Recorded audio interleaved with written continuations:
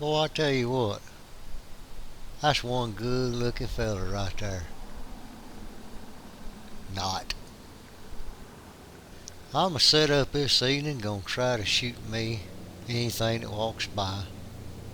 Pretty much try to put some meat in the freezer. Right off the bat, I get busted. I'm not sure if that doe knew exactly what she saw or heard or smelt, but she got nervous and ran off, so I tried this grunt call that I've bought, see if it would work. I've never really had a whole lot of luck with an actual grunt call, except maybe during the rut. I've called a few in during the rut when they're just real crazy. Later that evening, starting to get dark, these deer start filtering back out of their bed area. They're headed to a hardwood little knob. You'll kind of see the acorns here, or acorn trees, the transition here just a little bit as she makes her way that direction. I got a couple of shots I could have took on this doe, but I'm hearing footsteps all up on the hills. They're coming down. They're working their way down to this little acorn flat that's over to my right. So I'm really wanting to look and see, is one of them possibly a buck? Can I maybe make a miracle happen and kill a buck this afternoon? But I had a really good shot on the doe right there. I could have drew my bow back and took that shot, but I don't know what other deer are in the area, so I'm going to just sit back, observe. May not get a shot at all, but sometimes just watching deer and not being too impatient, you can learn something.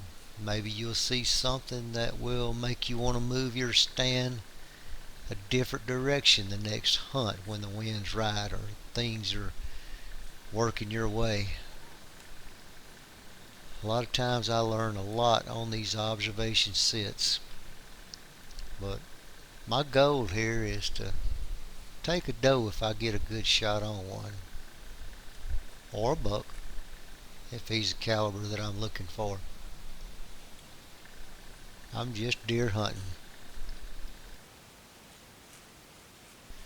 One thing I can say about this particular setup is late in the evenings those thermals are dropping down, so they're falling. It's a real steep hill right behind me. I'm kind of on a little bench. This knob to my right is a little bit higher, so these deer love to come down out of their bed area, work around this bench, and get a little bit below that hardwood flat or knob where the acorn trees are that they're wanting to feed on. That puts them just slightly downwind. That way they can get to the edge of those hardwoods and they can kind of smell what's going on out there before they commit to going into the open hardwoods. Even does do this. This doe was kind of slipped up underneath me. I really didn't even know she was right there until the last second, because I was trying to listen to deer further up on the ridge they're still coming down. I've got deer still filtering down the ridge, and there'll still be deer coming down that ridge even at dark. A lot of deer work this area. Again, I'm hunting public hunting lands. Great state of Alabama. It's where I live. It's where I do 90% of my hunting. Every now and then I get lucky and go out of state to hunt. This doe right here, I don't know what she's looking for. I can't remember if I grunted and maybe she's looking for the doe she thought she heard. I do that a lot. In this particular video, it's kind of an older video. I'm doing a voiceover on it, trying to remember the actual hunt in my head, and most likely I did a grunt or two, contact grunt or two, and she's looking for me. Like I say, it's steep behind me, drops off pretty steep. So all the thermals coming down are pulling my air behind me, even though she's right under my tree. Unless she catches my ground scent and gets too close to the base, she's not hardly going to smell me right here in this particular setup. I've hunted here several times over the years, and it's always good for a doe or two. And later in the rut, you can move a little higher up on that hill, catch them right before they hit that bench, and you can most likely have an opportunity at a good buck. I've seen some really, really nice bucks coming through that area in years past. One of my little spots that I always keep going back to, right now it's a semi-early season. The acorns are starting to fall. The rut ain't in. Odds of a buck chasing any of these does is about zero. But the bucks do come down that ridge and filter in to feed on the acorns the same way the does do. But one thing I've noticed over the years is that when the does come in a group, usually it's just the does coming through in a group. If I see a buck, then I usually don't see the does. I don't know if they've got a schedule that they adhere to. They say, tonight's girls' night out, and, tomorrow's boys' night. But I've always seemed to notice that tendency with deer that the bucks this time of year, they not quite broke up out of their bachelor groups. They're wanting to, but the bucks are still hanging together somewhat. And usually when you see bucks, you see just bucks. And when you see does, you see just does. Maybe a biologist somewhere out there can explain that a little bit better than me, but I'm just going on what I've observed in years past. I've been doing this a long time. They say if you do something long enough, you're bound to learn something. So you could take that with a grain of salt. It's just my opinion.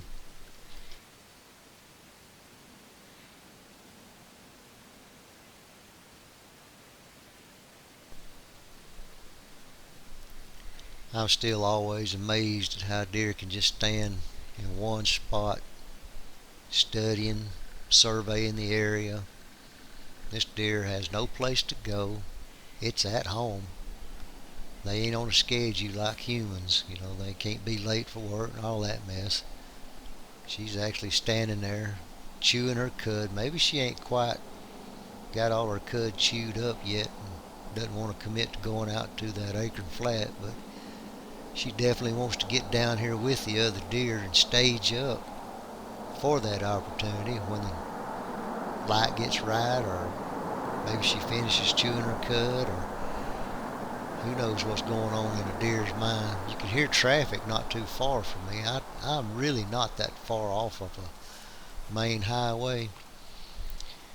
A lot of times you ain't got to get very far away from a highway to find little patches of deer where they like to live. They get used to that traffic. It don't bother them one bit.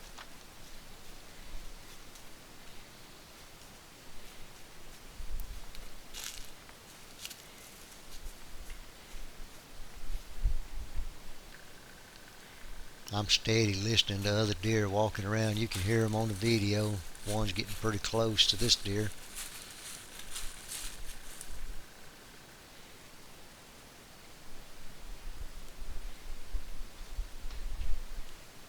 She's still steady chewing her cud as she stands there.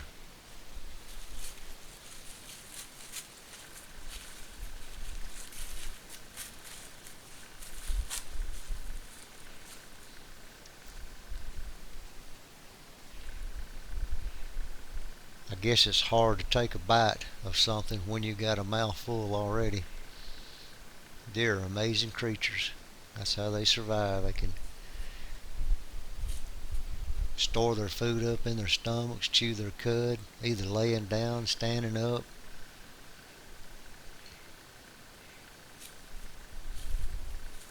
But them acorns is going to call her in a little while because that is a preferred food source over everything else. I'm going to see if I can't take a shot on this doe right here.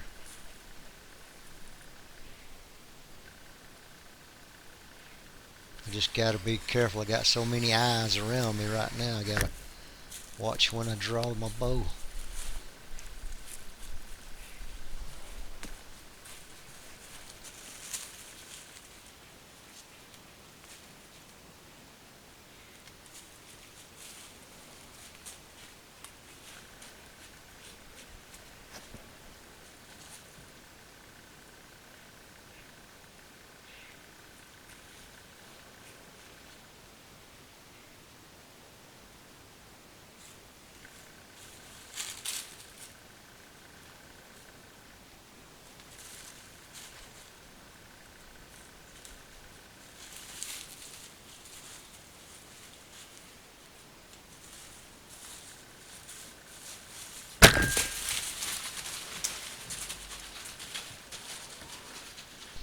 You could hear that arrow hit that limb. She does not know what happened.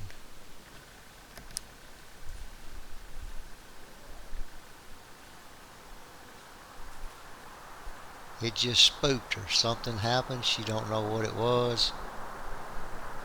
She's going to settle back down here in a second and go right on about her business.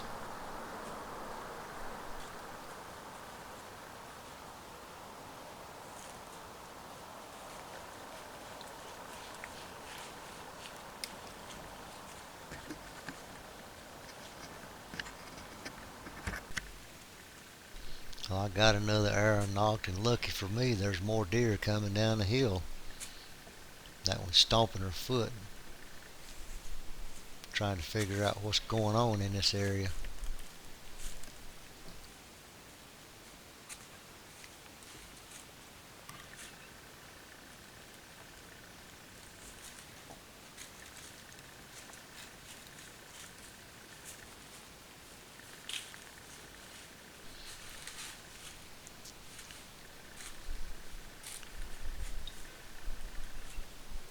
She's actually going to work her way right back over there.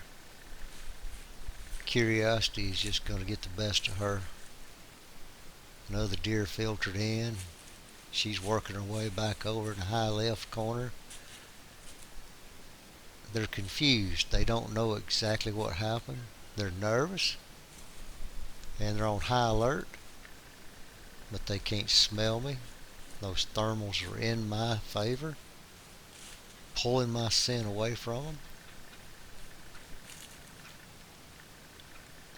And until they can smell me or visually see me, they're not going to know I'm there.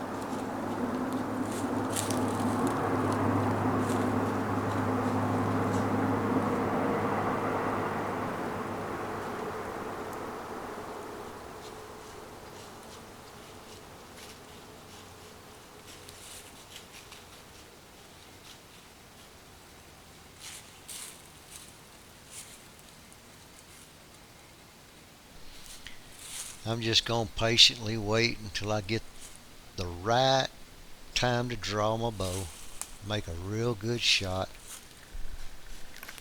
Got so many deer eyes looking around. They're on so high alert right now. Anything I do could just blow them all out of there if I make the wrong move. So in this case, just be patient.